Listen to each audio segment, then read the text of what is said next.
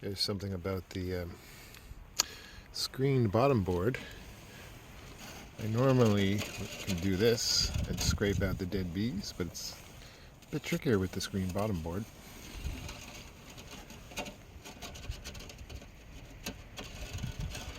No. I wonder how easily this would clog up with dead bees. Let's see here. I can't see what I'm doing.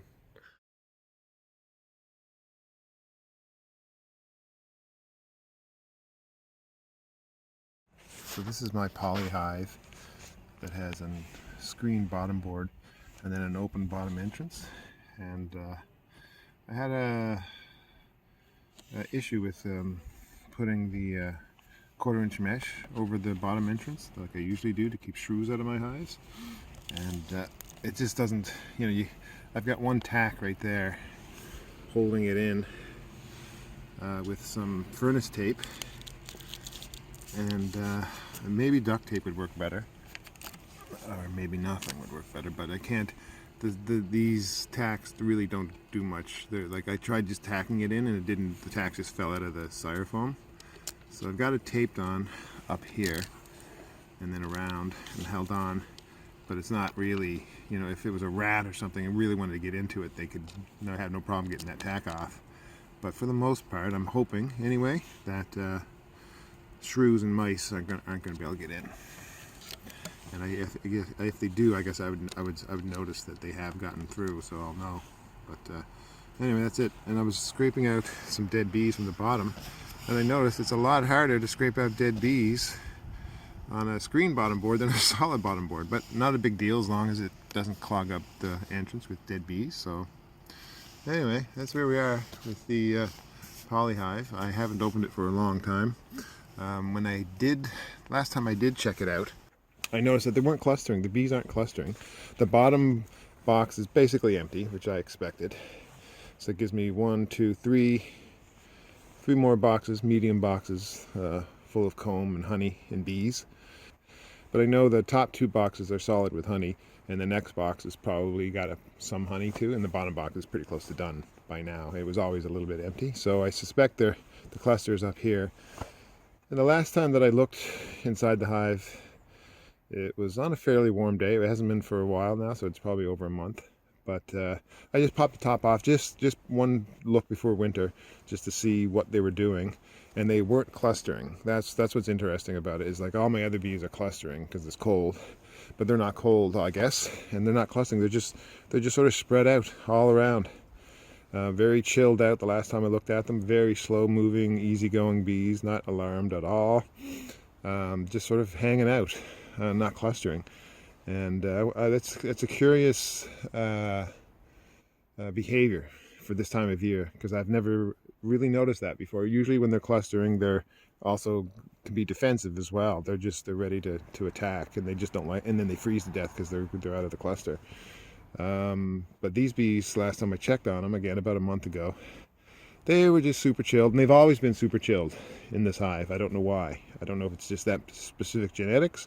I wish I had another one right next to it, so I could just see if there was just genetics, or if it's just something that the bees are so comfortable inside this hive that their normal survival instincts to stay warm and defend the hive aren't as charged up or triggered as they would be, maybe.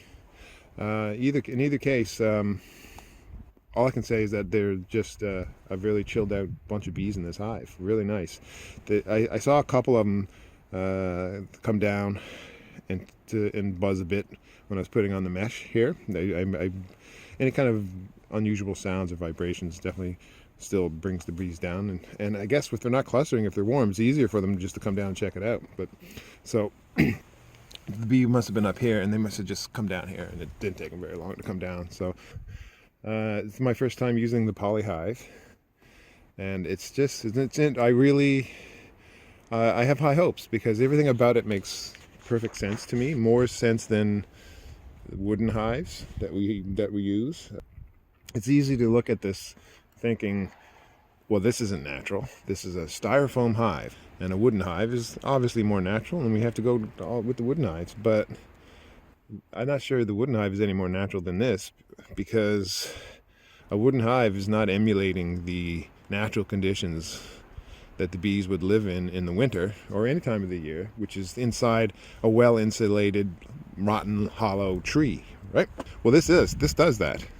This is providing the same kind of insulation and thickness and protection from the outside world that a wooden, like a log would, a tree would.